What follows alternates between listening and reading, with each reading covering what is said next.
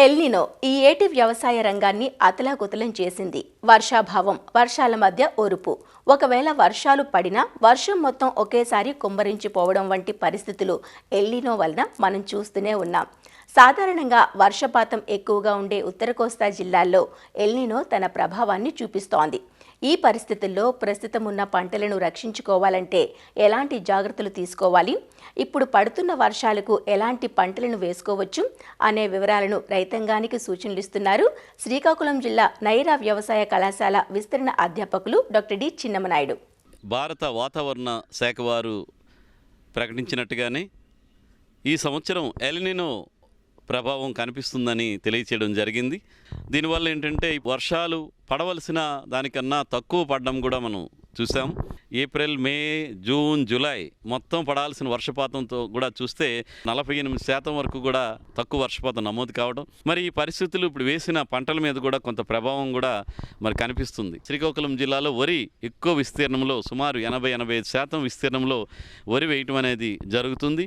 July నెలలో వర్షపాతం తక్కువ ఉండడం వల్ల కొన్ని దగ్గరలో నేరుగా విత్తిన వరి మొలకెత్తి చనిపోవడం కూడా జరుగుతుంది. వేసిన దీంట్లో కొంత ఖాళీలు ఏర్పడడం కూడా జరుగుతుంది. కాబట్టి మధ్యకాలిక, స్వల్పకాలిక రకాలు 115 నుంచి 120 రోజుల కాల పరిమితి కలిగినటువంటి రకాలు, పరిస్థితులను బట్టి, నీటి వచ్చేటువంటి అవకాశాలను బట్టి, పడినటువంటి వర్షాన్ని బట్టి రకాల ఎంపికలో ప్రధానంగా మరి రైతులు జాగ్రత్తలు తీసుకోవాల్సిన అవసరం ఉంటుంది. ఇప్పటికీ నారుమడులు వేసిన పోయిన వాళ్ళు కూడా మరలా నారుమడులు వేసే పరిస్థితి కాకుండా నేరుగా విత్తే పరిస్థితుల వైపు మరి దృష్టి పెట్టాల్సిన అవసరం ఉంది. ఎప్పుడు వర్షాలు పడి చెరువులకు కానీ కాలువలకు కానీ ఎప్పుడు నీరు వస్తుందో అక్కడ మనకి ప్రధానంగా ఏంటంటే డ్రమ్ సీడర్ పద్ధతిలో వరి సాగు చేసేటువంటి పద్ధతుల వైపు రైతులు దృష్టి పెట్టాలి. లేదా దమ్ము చేసి విత్తనాలు వెదజల్లే పద్ధతుల వైపు మరి రైతులు దృష్టి పెట్టాలి. అక్కడ కూడాను మధ్యకాలిక, స్వల్పకాలిక రకాలను మాత్రమే రైతులు వేసుకోవడానికి ప్రయత్నం చేయాలి.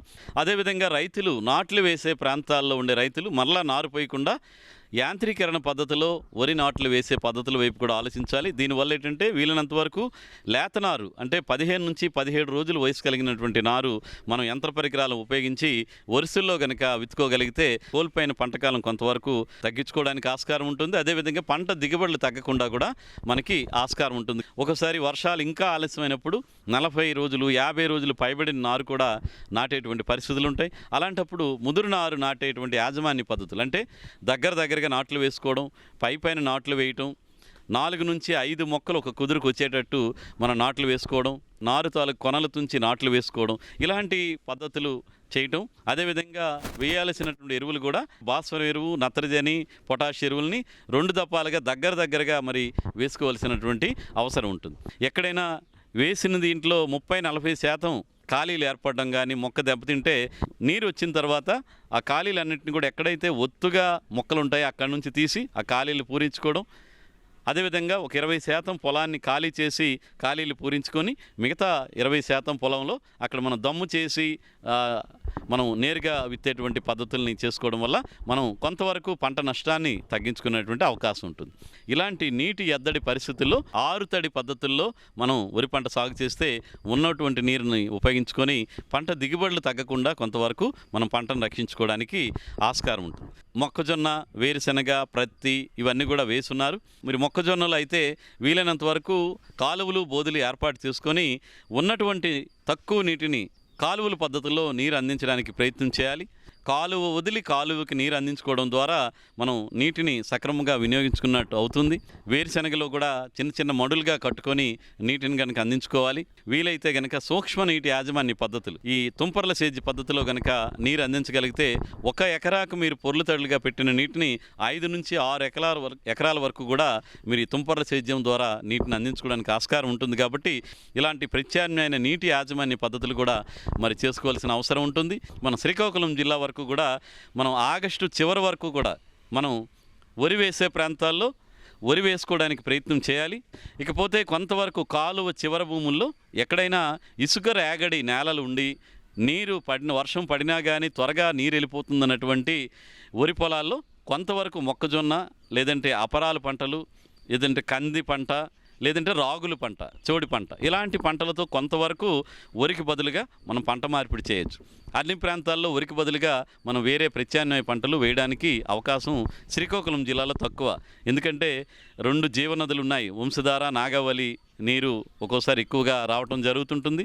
ఇప్పుడు వర్షాభావ పరిస్థితులు ఉంటాయి, కానీ ఒక్కొక్కసారి ఆగస్టు సెప్టెంబర్ నెలలో అధికంగా వర్షాలు పడితే ఈ నదుల నుంచి నీరు, వర్షం నీరు ఎక్కువై వరి పంటకు బదులుగా వేరే ఆరుతడి పంటలైన మొక్కజొన్న కానీ, జొన్న కానీ, కందులు కానీ, ఇతర అపరాల పంటలు వేస్తే అవి రేగడి పొలాలు అవడం వల్ల పంట దెబ్బతినే అవకాశం ఉంటుంది. కాబట్టి ఆగస్టు చివరి వరకు వరి పంటను మాత్రం వేడుకోవడానికి ప్రయత్నం చేయాలి. కొబ్బరి, మామిడి, సపోటా కానీ ఇలాగ వరుసల్లో వేసినటువంటి ఉద్యానవన పంటల్లో కూడా ఆ ఖాళీలు, మధ్యలో ఉన్నటువంటి ఖాళీల్లో మనం అపరాలు కానీ ఈ ఇతర పప్పు జాతి పంటలతో కనుక అంతర పంటలు వేసుకోవడం ద్వారా మనం కొంతవరకు ఆదాయాన్ని తీసుకోవడానికి ఆస్కారం ఉంటుంది. గిరిజన ప్రాంతాల్లో ఎక్కడైనా పంటలు వేయడానికి ఆలస్యం అయినప్పుడు గట అక్కడ కొంతవరకు వరి పంటకు బదులు మీకు అవకాశం ఉన్న దగ్గర అంతా కూడా చిరుధాన్య పంటలు వేసుకోవడానికి ప్రయత్నం చేయాలి.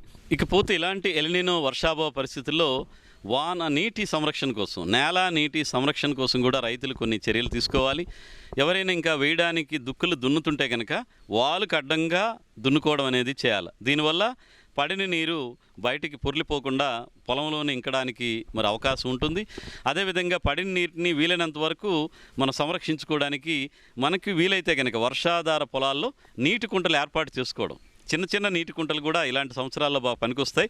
కొద్ది పడిన వర్షం కూడా ఆ నీటి కుంటల్లో నిల్వ ఉండి ఆ నీటిని మనం వేసినటువంటి పంటలు, అది వరి పంట అవనియండి, ఎలాంటి అపరాల పంటలు కానీ, వేరుశనగ కానీ, మొక్కజొన్న కానీ, కూరగాయల పంటలు కానీ, అక్కడ నీటిని జీవతడి ఇచ్చుకోవడానికి ఆ నీరు ఉపయోగపడుతుంది. కాబట్టి వీలైన రైతులు నీటి కుంటలు ఏర్పాటు చేసుకోవడానికి ప్రయత్నం చేయాలి.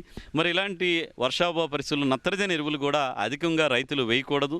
తేమ ఉన్నప్పుడు మాత్రమే నత్రజని ఎరువులు వేయాలి. ఎక్కడైతే నత్రజని నేరుగా నేలకు అందించలేకపోతారో తేమ లేకపోవడం వల్ల అక్కడ ఈ పైపాటుగా పిచికారీ చేసేటువంటి 319, 13-0-45, నానో యూరియా, నానో డిఏపి ఇలాంటివన్నీ కూడా ఇప్పుడు అందుబాటులో ఉన్నాయి. కాబట్టి ఆ తగిన మోతాదులో మీరు పైపాటుగా పిచికారీ చేసుకోవడం వల్ల కొంతవరకు పంట పెరుగుదల కోల్పోకుండా, పంట కాలం కోల్పోకుండా మరి పోషకాలను అందించిన వాళ్ళం అవుతాం. కాబట్టి ఉన్నటువంటి అవకాశాలన్నింటినీ కూడా రైతులు సద్వినియోగం చేసుకోవాల్సిందిగా కోరుతున్నాను.